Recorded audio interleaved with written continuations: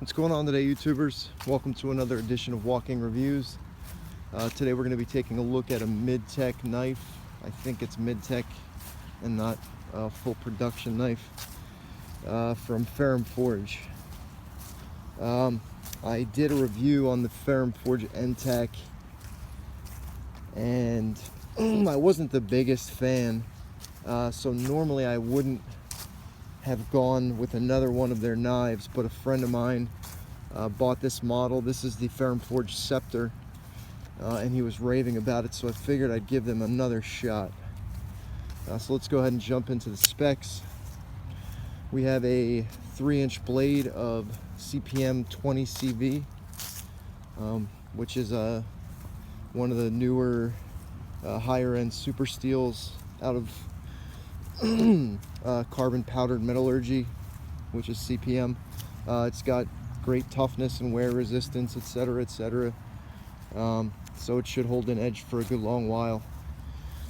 The blade shape is interesting. I would call it a drop point, but I think an argument could be made for that being like a dagger or spear point blade shape. It's got a fairly high flat grind. Fairly thick blade stock, so not the most thin knife behind the edge, but it's got a decent edge. Nothing crazy, but it's not dull or anything like that, so it's definitely a workable edge. The blade has a very nice stone wash done to it. Very good at hiding wear. I've been using this knife. You can see some use marks on there, but well, I guess you can't really see it because of the stone wash. So the handles are titanium slabs with some extra work put into them to give them kind of like a, I don't know, maybe a steampunk look. The handle length is 4 inches, so overall we're looking at a 7-inch knife.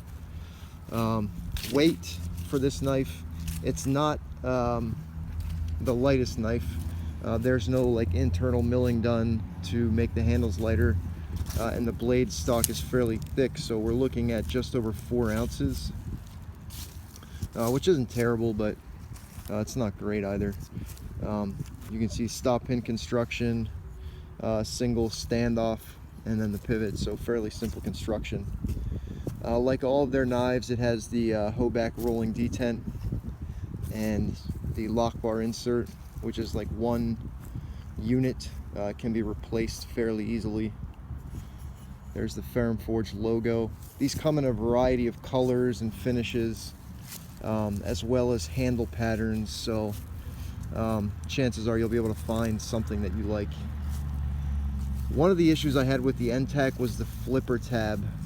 It was a little bit smaller than this, and I'm not a fan of the fact that it's downturned and it's completely smooth, which made flipping the NTAC pretty damn hard. This one is at least bigger, so you're less likely to have your finger slip off the back, so that's definitely an improvement. Centering is pretty good. It's just your standard bent titanium pocket clip. It's also been kind of bead blasted or stone washed. It doesn't carry the deepest, but deep enough. That's not too bad. Flipping action is a lot better on this than the NTAC was, in my opinion. It flips out harder and it closes a lot smoother than the NTAC. That might be due to the thicker blade stock, I'm not sure.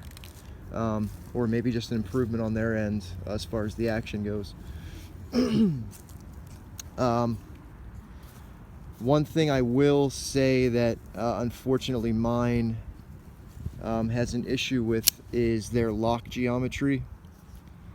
If you can see, it's, instead of it being a straight line, it's kind of like a curve. Yeah, instead of a straight line, it's kind of like a curve, and it doesn't quite go in far enough. When it locks up, it doesn't quite go into the point of full lockup, so there is a little bit of lock rock back and forth. Proper lock geometry would be a straight line, and this would, over time, as it wore in, it would just come in further. Lock geometry designs like this are designed to come to one point and stop. So you can see I can push a little bit in and then it just jumps right back out. So I guess I would have to take it apart and bend the lock bar in further to get the proper contact, to get rid of that lock rock.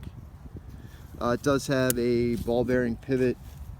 That's definitely one of the reasons for the smoothness.